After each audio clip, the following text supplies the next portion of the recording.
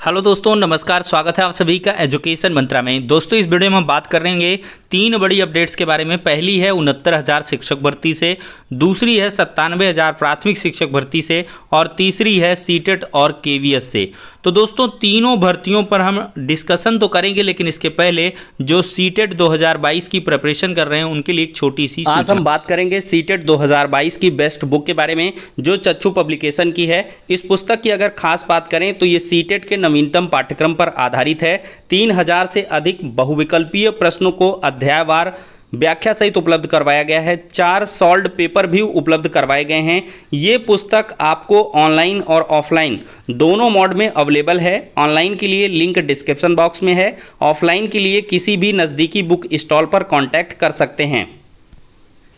इतना ही नहीं, चक्षु पब्लिकेशन की तरफ से सीटेट स्टडी गाइड के साथ ही साथ सीटेट का प्रैक्टिस सेट भी उपलब्ध करवाया जाता है, जिसमें 2000 से अधिक बहुविकल्पीय प्रश्न हैं, 7 सॉल्व्ड पेपर हैं, 10 प्रैक्टिस सेट भी उपलब्ध करवाए गए हैं, जिनकी मदद से आप अपनी प्रिपरेशन को और भी ज़्यादा मजबूत कर सकते हैं। तो देर किस बात की, चक्षु पब्लिकेशन की बेस्ट बुक के साथ सीटेट 2022 तो देखा जाए तो 69,000 शिक्षक भर्ती सबसे बड़ी भर्ती खींचती हुई नजर आ रही है, और इसमें जो लगातार आरक्षण अनियमितता है उसका समाधान नहीं हो रहा है। 6800 आरक्षण सूची के छात्र लगातार संघर्ष कर रहे हैं। लगभग 300 दिन से अधिक का जो धरना प्रदर्शन है वो लखनऊ के इको गार्डन में हो चुका है, लेकिन कोई अंजाम तक मामला नहीं पहुंचा है। आज छात्रों को कुछ राहत भरी जो खबर है वो देखने के लिए उनके संघर्षों की बदौलत मिल चुकी है। दोस्तों, आज की डेट में क्या हुआ कि ओम प्रकाश राजभर जी के आवास का जो घेराव है वो 6800 आरक्षण सूची के तहत चयनित छात्रों ने किया, और घेराव के दरमियान ओम प्रकाश राजभर जी अपने आवास से नीचे आए और उन्होंने छात्रों से बात की, और साथ ही साथ एक बड़ा मीडिया कवरेज भी देखने के लिए मिला, और उन्होंने आश्वासन दिया है कि जल्द ही 2 सदस्यीय प्रतिनिधिमंडल, जिसमें अमरेंद्र सिंह बाहुबली और विजय दोनों सम्मिलित रहेंगे, दोनों को ले जाकर के मुख्यमंत्री योगी आदित्यनाथ जी से एक मीटिंग करवाई जाएगी। यहाँ पर देख सकते हैं राजभर जी के जो पोस्ट हैं फेसबुक में। उत्तर प्रदेश में 69,000 शिक्षक भर्ती में हुई अनियमितताओं की निष्पक्ष रूप से जांच कर पात्र युवाओं को अवसर दिया जाए। भर्ती प्रक्रिया में जो भी खामियां मिली हैं उनका निष्पक्ष रूप से निष्पादन हो। युवाओं को न्याय व उनका हक दिलाने के लिए जल्द माननीय मुख्यमंत्री जी से मुलाकात करूंगा। एक पोस्ट और भी लिखी है, आज़ादी के अमृत महोत्सव के शुभ अवसर पर नव भारत की परिकल्पना को साकार करते हुए सरकार को चाहिए कि काफ़ी लंबे समय से लंबित 69,000 शिक्षक भर्ती में हुई अनियमितताओं की निष्पक्ष रूप से जांच कर युवाओं को अवसर दिया जाए। जिस तरह आज देश के हर घर में तिरंगा लग रहा है, उसी तरह हर घर से ये आवाज़ भी मुखर हो रही है कि भर्ती प्रक्रिया में जो भी खामियां मिली हैं उनका निष्पक्ष रूप से निष्पादन हो। देख सकते हैं कितनी भारी संख्या में यहाँ पर छात्र इनके आवास का घेराव कर रहे थे, प्रदर्शन कर रहे थे, और राजभर जी ने इनकी बात को सुना है। अमरेंद्र सिंह बाहुबली ने भी अपनी पोस्ट के माध्यम से बताया है कि आंदोलन सफल। कल माननीय ओम प्रकाश राजभर जी विजय और अमरेंद्र को लेकर माननीय मुख्यमंत्री जी से मिलेंगे। धन्यवाद ओम प्रकाश राजभर जी। तो आरक्षण का जो भरपूर समर्थन है ओम प्रकाश राजभर जी के द्वारा किया जाता है, और जो चुनावी जनसभाएं थी उनमें भी हालांकि ये सपा के साथ थे, लेकिन बाद में कुछ आंचा पांची चली है और इनको आने जाने का को जो तारतम्य, खैर वो राजनीति की बात है, हम यहाँ पर नहीं करेंगे। मतलब ये हमारे कहने का मतलब है कि ओम प्रकाश राजभर जी ने आरक्षण का मुद्दा बखूबी उठाया था, और साथ ही साथ अखिलेश यादव जी ने भी उठाया था।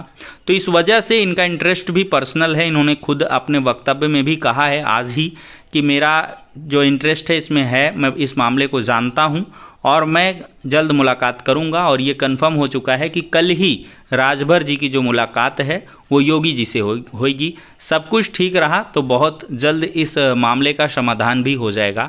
मुख्यमंत्री योगी आदित्यनाथ जी के आदेश के आधार पर ही इसकी जो आरक्षण सूची है वो तत्काल जारी की गई थी। अब देखते हैं, कोर्ट का मैटर है, लेकिन योगी जी अगर चाहेंगे तो सब कुछ यहाँ पर संभव हो सकता है।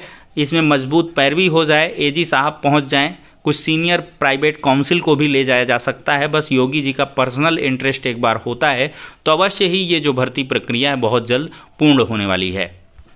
अब दोस्तों हम बात करेंगे 97,000 प्राथमिक शिक्षक भर्ती के बारे में। दोस्तों देखा जाए तो आज की डेट में दोपहर 12 बजे के बाद तिरंगा यात्रा जो छात्र हैं वो निकाल चुके थे और इसके बाद कुछ दूर ही तिरंगा यात्रा पहुंची थी, लेकिन इन सभी छात्रों को लेटेस्ट अपडेट है गिरफ्तार करके पुलिस लाइन प्रयागराज ले जाया गया है। ये कुछ इमेजेज हैं छात्रों की। पूरी तैयारी कर रहे थे छात्र, बेरोजगार प्रशिक्षित पैदल तिरंगा यात्रा प्रयागराज से लखनऊ, और इन सभी छात्रों की रजत सिंह जी इसमें सम्मिलित हैं। इन सब की जो गिरफ्तारी है वो हो चुकी है और इनको ये कहा गया है कि जब तक 15 अगस्त का जो आज़ादी का अमृत महोत्सव है चल रहा है तब तक आप लोग किसी भी प्रकार का प्रदर्शन नहीं कर सकते। हालांकि जो छात्रों का कहना है कि हमारा कोई प्रदर्शन नहीं है, हम पैदल तिरंगा यात्रा निकाल रहे हैं और ये शांतिपूर्ण ढंग से निकल रही है, स्वैच्छिक है, हम किसी भी प्रकार का प्रदर्शन नहीं कर रहे हैं और ना ही किसी भी प्रकार का अनियमितता का इरादा है, लेकिन प्रशासन ने कुल मिलाकर इनको रोका है।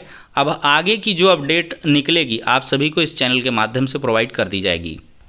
यहाँ पर रजत सिंह का ये जो पोस्ट है देख सकते हैं, गिरफ्तारी का इन्होंने पोस्ट लिखा है 1 घंटे पहले का। अब जब ये गिरफ्तार हुए हैं तो इसके बाद से देखते हैं, आकर के खुद ही बताएंगे कि क्या कुछ इस प्रकरण में हुआ है, पुलिस प्रशासन से क्या कुछ वार्ता हुई है और क्या कुछ चीज़ें निकल के आई हैं। अगर यहाँ से तिरंगा यात्रा आगे नहीं बढ़ती तो अवश्य ही ये जो तिरंगा यात्रा का आइडिया है ये पूरी तरीके से असफल रहेगा, क्योंकि इसका जो ज़्यादा कह लें कि वाइड स्प्रेड जो कैप्चर था वो अधूरा रह जाएगा। इलाहाबाद से ये तिरंगा यात्रा कुछ 1 किलोमीटर ही चलती, 10, 15, 20 किलोमीटर, 30 किलोमीटर पैदल तिरंगा यात्रा थी, तो बहुत ही बड़ा इसको मीडिया कवरेज मिलने वाला था। खैर देखते हैं इस मामले में क्या कुछ होगा आगे, आपको जो भी इन्फॉर्मेशन होगी प्रोवाइड की जाएगी। अब दोस्तों हम बात करेंगे सीटेट 2022 की। दोस्तों सीटेट 2022 का इंतज़ार थोड़ा सा लंबा खिंच गया है। इधर आज़ादी का अमृत महोत्सव है और पूरे देश में ये धूमधाम से मनाया जा रहा है और 15 अगस्त तक ये कार्यक्रम चलेगा।